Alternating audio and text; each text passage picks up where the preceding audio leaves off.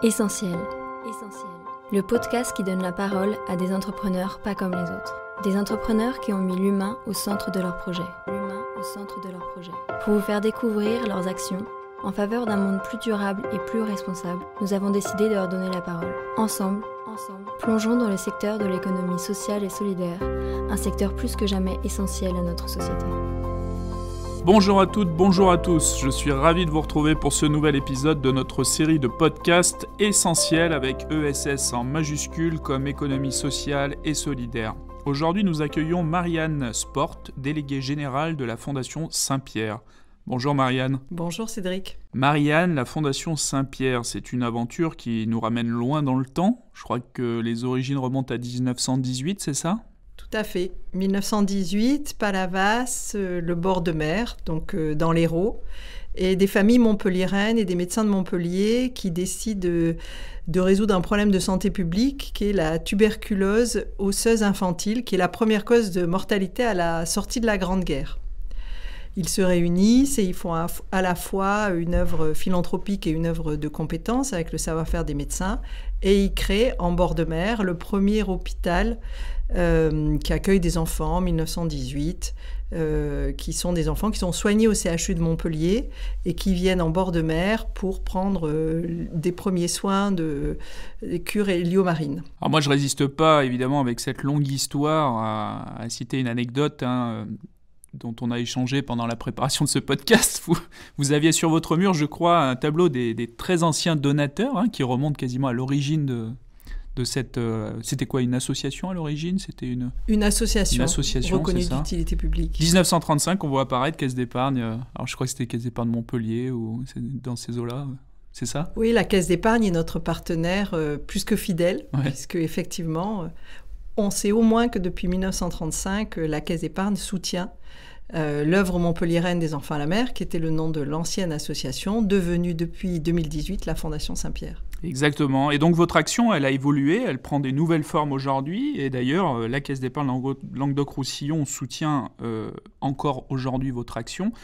Et particulièrement sur un sujet aujourd'hui de l'innovation en santé pour les enfants, c'est ça, il faut nous décrire un petit peu vos axes d'action et puis aussi ce prix que vous organisez depuis déjà 2 éditions. Les actions de la Fondation tournent autour de 4 grands axes.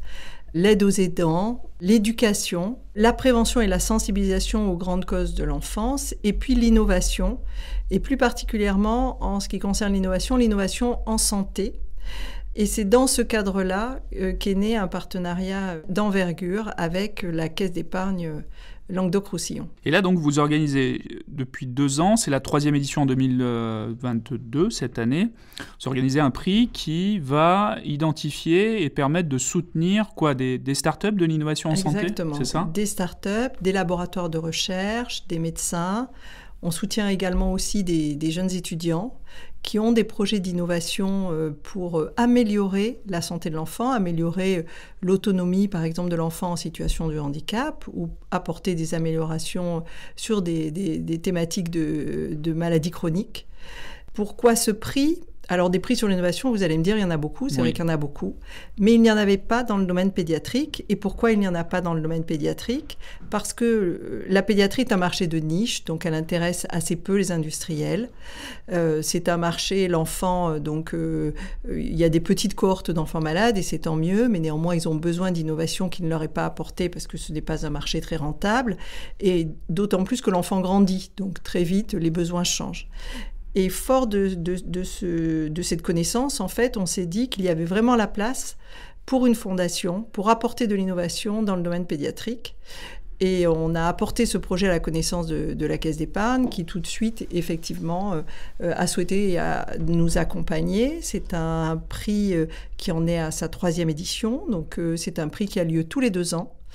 En 2020, on a lancé donc cet appel à projet et il y a eu plus de 80 candidatures France entière, puisque c'est un prix qui rayonne au niveau national.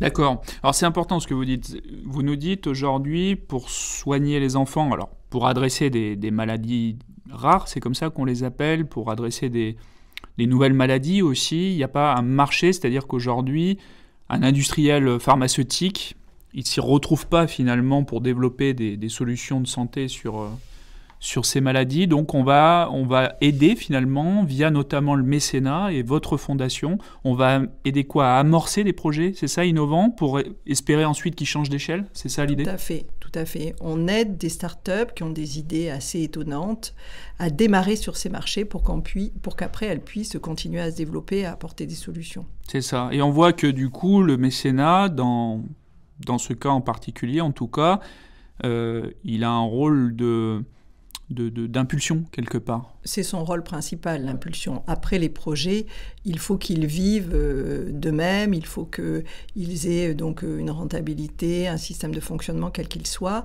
Et la fondation, elle est tout à fait là pour ça. Elle est là pour mettre un projet sur les rails et après pour lui donner sa chance. Vous auriez un exemple concret à nous donner de projet que vous avez soutenu ? Sur le dernier Grand Prix de l'innovation, on a soutenu un projet qui maintenant est une grande réussite, qui est une montre qui a été conçue par une maman qui avait un enfant autiste et une montre qui aide l'enfant autiste à avoir de l'autonomie et qui lui dit, ben voilà, il est 13h, là maintenant tu dois mettre une machine à laver en marche, ou tu dois fermer la porte, ou tu dois faire ceci.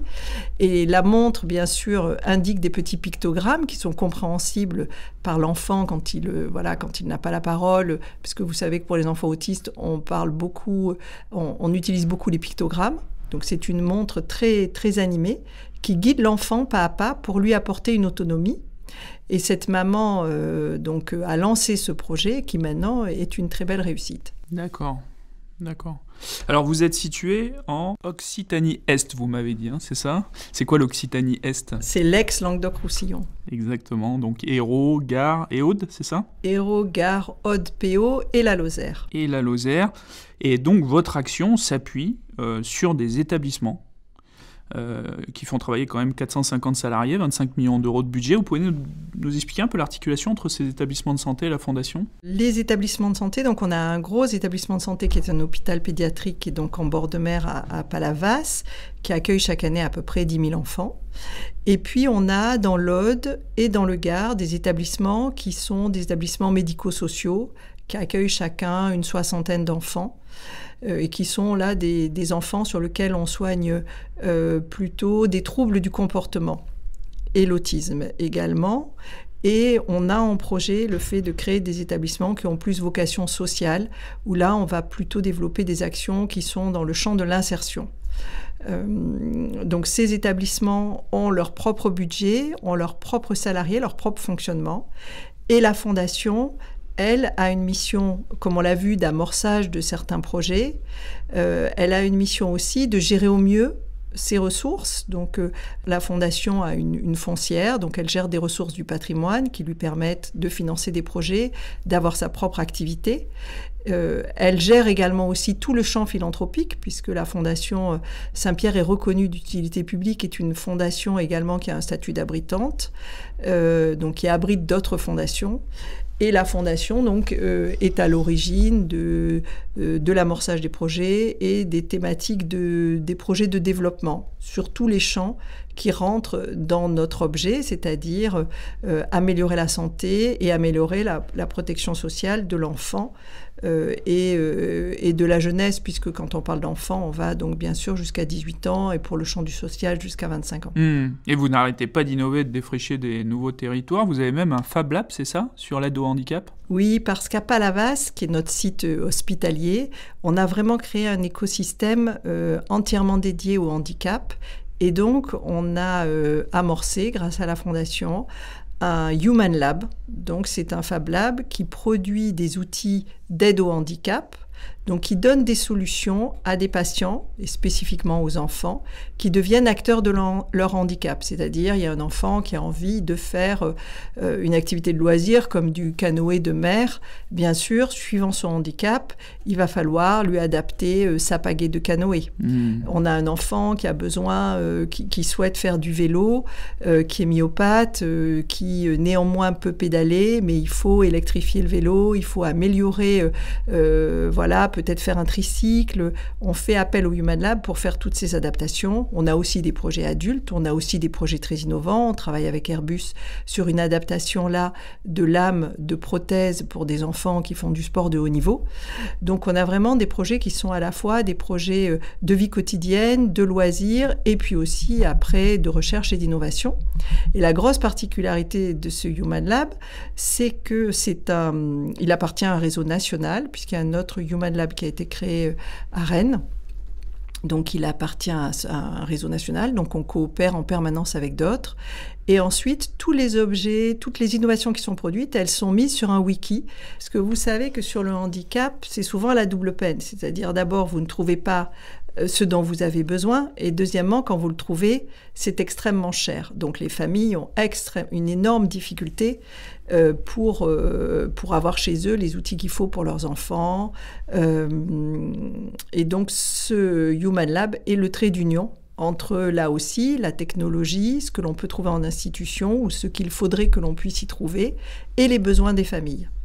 Et tout ça à coût le plus faible, puisque on fait travailler autour de ce Human Lab. Il y a bien sûr un Fab Manager, qui est quelqu'un qui est un ingénieur, qui a une énorme compétence, et qui, lui, a monté autour de lui un réseau de bénévoles qui peuvent être des étudiants ingénieurs ou qui peuvent être des ingénieurs en poste, par exemple, chez IBM ou chez Airbus ou dans d'autres secteurs, qui apportent leurs compétences pour résoudre le problème rencontré par l'enfant ou également sur ce champ-là, parfois les adultes. On va revenir sur la situation des enfants en situation de handicap et plus globalement des enfants que vous accompagnez. Mais on fait un crochet par vous, Marianne. Alors il y a une constante quand même dans les personnes qu'on interviewe depuis le début de cette série de podcasts. C'est que souvent ce sont des gens qui ont réorienté à un moment donné leur parcours et leur carrière. Voilà, ça c'est quand même une constante dans les profils qu'on a accueillis. Vous-même, vous êtes au départ diplômé d'une école de commerce, vous faites 15 ans dans les médias et dans la presse, et là vous pivotez et vous devenez délégué général de la Fondation Saint-Pierre. Comment se fait le parcours du coup ? Déjà, j'ai la chance de pouvoir vivre ma passion pour l'intérêt général au sein de la Fondation Saint-Pierre. Donc, pour moi, c'est une énorme chance. Et effectivement, au bout de 15 ans dans la presse et dans le secteur lucratif, je rencontre une association qui propose du mécénat de compétences. Cette association, elle s'appelle Passerelle et compétences. Et je fais une mission de mécénat de compétences auprès d'une ONG qui s'appelle Aide et Action. Et cette ONG, elle est dans le champ de l'éducation des filles, plutôt dans les pays en voie de développement. Et donc, j'accompagne cette association pendant 1 an. Et c'est cet accompagnement qui m'a amené à basculer dans le secteur non lucratif, puisque je me suis aperçue c'était un secteur dans lequel il y avait énormément de besoins et sur lequel je pouvais à la fois allier le professionnalisme, la compétence et en même temps le sens que je recherchais. Bien sûr, bien sûr. Le mécénat de compétences, tout le monde n'est pas nécessairement familier avec ce concept. C'est la capacité du coup donnée à des salariés d'une entreprise, par exemple, de mettre à profit leurs compétences au service d'une organisation d'intérêt général, d'une association, très concrètement, et d'être détaché pour cela par l'entreprise. Ça se développe, vous avez cité Passerelle et compétences, donc les gens qui le souhaitent, par exemple, qui nous écoutent, peuvent aller sur le site de Passerelle et compétences et vont trouver des missions qui leur seront proposées pour faire du mécénat de compétences. C'est intéressant pour l'entreprise aussi parce que c'est défiscalisé, c'est comme le mécénat financier, on peut défiscaliser une toute ou partie du salaire du salarié qui est en mission dans l'association ou on va dire dans la structure d'intérêt général. Et donc ça permet de mettre à profit ces compétences pour des associations, des acteurs qui n'auraient pas forcément les moyens de se les payer. Vous en l'occurrence, vous aviez notamment une compétence marketing que vous avez mis à disposition de cette association à l'époque, c'est ça ? C'est exactement ça, et c'est un vrai soutien pour les associations quand elles n'ont pas les ressources financières pour être accompagnées par des professionnels, puisque là, en l'occurrence, sur cette association, ils avaient commandé une étude à un grand institut de sondage, et cet institut de sondage, du fait du statut associatif de ce client, voilà, les traiter, je trouve, de manière assez légère. Voilà. Donc ça a permis à cette association de pouvoir mettre en face de cet institut de sondage une compétence particulière qui a amené une prestation de très bonne qualité comme elle doit l'être. D'accord. Vous êtes fait respecter, c'est ça ? Surtout l'association. Je comprends. Un mot encore, et on conclura là-dessus. Vous nous alertiez lors du briefing sur une évolution qui n'est pas forcément positive. Vous constatez dans vos établissements aujourd'hui une augmentation des violences, vous nous le disiez, des violences et de la précarité aujourd'hui des enfants que vous êtes amenés à prendre en charge ?